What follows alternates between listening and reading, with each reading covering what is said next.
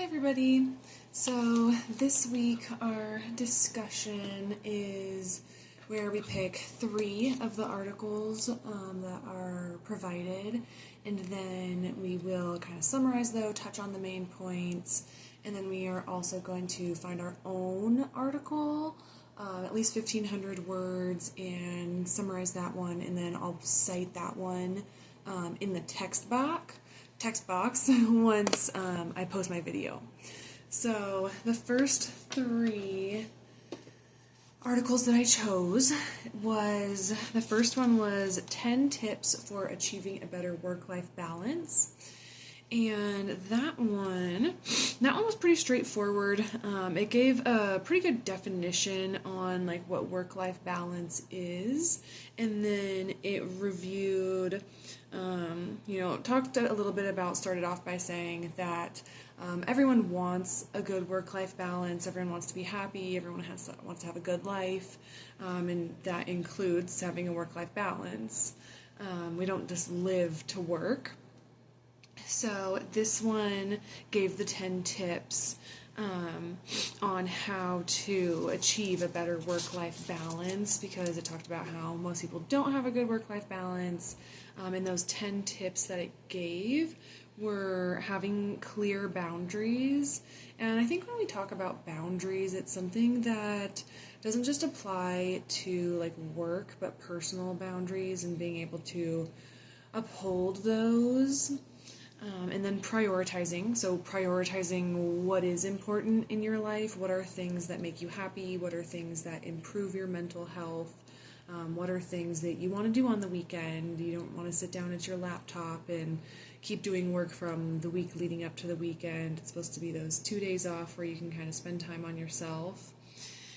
And then maintaining good time management. Time management really is a skill that you have to learn just through experience, really. You can read about it, you can listen about it, but once you are kind of in that practical situation of like, okay, I have multiple things that I have to be on time for. Having a doctor's appointment is a very simple one that we've all had. We all go to doctor's appointments, dentist appointments, all of those things, where it's like, okay, if I want to go out to lunch and then I have my dentist appointment at 2:30, I need to make sure that I can make it to the office on time. I account for possible traffic, give myself an extra 10-15 minutes to keep those things going. And then being flexible. Being flexible is a big one, because sometimes we can get kind of caught in our own head of like, oh no, I had this plan, I don't like change, I want this to stay the exact way that I had it planned out in my head. But being able to stay flexible with those types of things. Delegating, so if you are a manager or something, being able to delegate different tasks between staff, or delegating tasks throughout the household. Taking breaks, making sure that you are taking breaks for yourself and stepping away from the computer for a couple minutes to have a breather and kind of disconnect. And then it goes on to setting realistic goals. So realistic goals are super important, because if we set these crazy out there goals, we're never going to be able to reach those. We're just going to let ourselves down. And then staying organized, that's super important. Being able to stay organized will definitely help you have more time when you finish a work task. If you have everything in line, you don't have to go searching for emails or things like that. And then engaging in activities you enjoy, and then overall just self-care. So that was what the first one covered. The second article that I read was 5 strategies for improving work-life balance. And that one was pretty straightforward. I just kind of made some notes here as I was reading them. And so that one was pretty straightforward. There wasn't a whole lot of like fluff in there. It was kind of straight to the point. They used stats and kind of came off with more of a serious tone for this one. And they talked about why work-life balance is good for employees and employers. That was probably my favorite thing about this specific article, is that it didn't just talk about how it would improve an employee's life, but it talks about how if employers are providing employees with a good work-life balance. They're not forcing their employees to constantly work overtime. They're not having their employees work on their off time or do unpaid work. Because a lot of that kind of all tied back into stress. If employees are super stressed, then they're going to have more health issues. They're going to have to take time off for being sick. All of that stuff just kind of compiles. And then I did really like about this one as well that it provided quite a bit of studies and articles and surveys and stats kind of throughout the entire article. And then it kind of goes at the end into those 5 tips that it mentioned in the article title, which was set realistic schedule. So that kind of goes along with like setting realistic goals from the last one.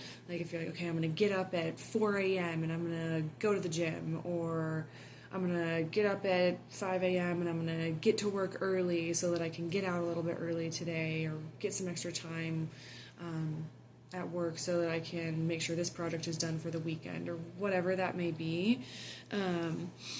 It's kind of the same thing as setting that realistic schedule. And then focus on well-being. Focusing on our well-being is really important. You have to know what your body needs, be in tune with yourself to be able to figure out what a good work-life balance is for you specifically. And so focus on well-being, and then saying no. I think no is a big one for everybody, and that kind of goes right along with the clear boundaries from the first article. Saying no, that's a boundary. You're setting a line. You're saying, nope, this is it. I can't do any more than this. I have to be out of the office at this time. I have prior engagements that I can't budge. And then taking breaks. So that also went along with the last one of like doing things that you enjoy and taking breaks, and not forcing yourself to sit down for 10 hours and just stay on your laptop the whole time. But get up, go have a snack, walk around, maybe get some fresh air, make a phone call. Just something to kind of disconnect from that just constant state of this is work, this is what I'm doing, this is where my mind's at. And then create a work from home routine. This one talked about as well. Now, this one obviously is going to be a little bit more focused on people who work remote, who can work from home. But working from home definitely poses its own challenges with being able to separate from work, because it's right there always. It's either, okay, I'm just kind of connected. I've seen people, be so ready to go that it's impossible to pull them away from work. And I've also seen people who it's really hard to get work done because there's everything else going on around them. Got to do the dishes, got to do the laundry, got to sweep the floor, and so they can kind of get pulled in every different direction. And then the third article that I read was 10 clear signs you may need a better work-life balance and how to get it. So that was the third one that I read. And that one also kind of talked about remote work in there as well. I'm not sure if all these articles were kind of geared towards working remote, but a lot of them had stats and stuff from like COVID and the pandemic and everything, when that kind of big shift happened of just way more people working remote and from home. But then this one had a quick short little intro of just like, okay, this is what we're talking about. And then it jumps right into those 10 clear signs that, I want to say it talked about like 10 individual people in here. Yeah, the Young Engineer Council members discussed the work-life balance and kind of gave these tips based off of their own experiences. And so the first one of kind of recognizing that you're overworking and that you're kind of at risk for a burnout is that you're irritated all the time. I think that's a great one to have as number one, because we've all seen it with friends, family. People are working too much and they come home and they're just kind of snappy and they don't want to get into a deep conversation or anything that really has to take a whole lot of brain power. They're just kind of exhausted and just like, okay, let me be for a minute. Let my brain just not do anything. And then the next one that they mentioned was noticing pessimistic thoughts instead of being optimistic and being excited about things. It's more of like, oh, what's going to go wrong next? And that leads into never having time for yourself. So if you are just constantly going, you feel like you just never have time. Oh, I got to mail this letter out or something, and I haven't been able to do that yet. I got to get it mailed, but I've been waiting 3 months now that I haven't gotten it mailed out because I'm just so busy. So things like that is just like, it could be small, it could be big. Maybe you're putting off a doctor's appointment because you can't get the time off of work. I think that would be another good example of that one.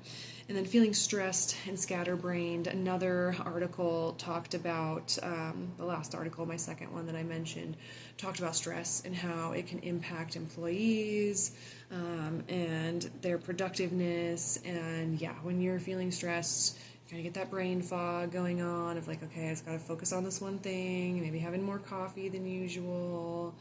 And then generally feeling overwhelmed, I think, is another great sign that you just have too much going on. You're just overwhelmed. You're like, I can't take on anymore. I have so much. My plate is spread very thin. And then struggling with simple tasks. I think that's another one that just kind of leads from the stress of like, okay, my brain's so preoccupied with everything else going on that my brain's just not there when I'm trying to do simple things. And feeling disenchanted, kind of that same thing of like, I'm just not interested, feeling pessimistic. Just at first with the project you were excited and you couldn't wait to get started, but now it's been going for so long and you've been working on it so hard that your brain is just kind of like, I'm over it. And so constantly working, that's kind of a given. If you're just always working, you're not going to have time for yourself. You're going to feel stressed. That just kind of combines them all together. And then always talking about work. We always have those people in our lives who, that's like every conversation we have with them is they're just telling us something new about work, what's going on with work, what do they have to do for work. It just kind of keeps going. That's a great sign that someone's doing too much at work because they just can't let their brain go for a second. And then being chronically tired, that's another kind of given of just working too much, overdoing it. And so that covers my 3 articles that I read that were provided. And then I went and found my own article, which was the importance of work-life balance. So I kind of wanted to stay with the work-life balance theme for everything here. And so that was by Joe Wedgwood. And that was published on September 21st, 2022. And I found that on thehappinessindex.com. I will post the link when I post the video, so if anyone wants to check it out. But this one kind of starts with studies to back up claims of the importance surrounding a work-life balance. So it kind of started off right away of like, hey, this is why this is important, and kind of catches the reader's attention. And then it goes into, employee productivity again. So talking about, the less stressed people are, the better work-life balance they have, they're going to be more productive, they're going to be more creative, they're going to not dread coming to work. And let's see here. So it talks about how work-life balance also benefits the company. So that one ties back to that second article that I read as well, the 5 strategies for improving work-life balance. That also mentioned the employees and the employers getting benefits out of the employee having a work-life balance. And so that again, goes into stress, and it talks about health problems and how that can impact employees' productivity, what they can do. They can't show up for work if they're super sick. And then it goes into more engagement when employees have more time off, they feel well rested, they don't feel overwhelmed with work. They're going to be more engaged with their work when they are there. And then fewer burnouts, that's another kind of given here. If we're not constantly working, we're not going to burn out. We're going to have time to separate our mind and our body from those work tasks. And then more mindfulness. Having more mindfulness when we can take that time to be more in tune with our bodies and ourselves, and maybe we're going to the gym, or maybe we're going out and doing a sport or something that just helps us connect and feel a little bit better and kind of work out some of that stress. And then it also gave, after that little kind of rundown of different benefits for the employer as well as the employee, it goes into those tips on improving the work-life balance.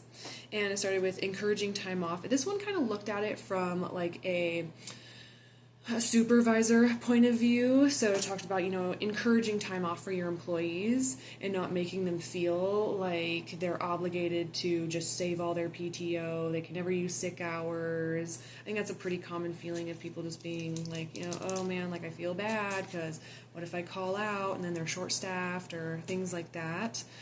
But those hours are there for a reason. And if you have a supervisor, a boss, whatever, that encourages you to utilize those, you're going to feel a lot more comfortable using those when you need them, not stressing about, oh gosh, am I going to face repercussions for using these? And talks about taking short breaks throughout the day. So a couple other articles also mention taking short little breaks, and I think that's super beneficial. It's great for our body to get up, every 45, 90 minutes and just kind of take a walk, 5-10 minutes, get the blood flowing, and it kind of helps clear the brain and everything, better for our overall health. And then asking employees about their well-being. I think that was a great one that none of the other articles mentioned, because it's super simple. Just ask your employees, how are you feeling? How are you doing? Do you feel like this workload is too much? What do you think would be realistic for you to accomplish in this time frame? Just having an open, honest line of communication with your employees goes such a long way. And again, that's just going to set the tone for a trusting and honest environment with your employees. And then practicing what you preach. So not, if you're in that supervisor position, not running yourself into the ground. And showing your employees that it's okay. I have a doctor's appointment that's really important, can only schedule it during work hours. Well, I gotta go. So showing them that it's not wrong to utilize what you have, and it's not wrong to take yourself into account, because you can't do much if you're, run down, burnt out, can't get out of bed. You're not going to be very productive. So, let's see. And I really liked this one because it just seemed a little bit more in depth than the other articles. It kind of took all the pieces that I really liked about the first three and put them together. So like the studies and the stats and the information to back these claims up, and then talking about the employer and the employee getting benefits out of the work-life balance, not just the employee of being able to say, oh, I get extra days off. And I think that about covers it for this week's discussion. Thank you guys. I know this one was kind of a longer video, but I look forward to listening to your guys' videos this week. Have a good one. Bye.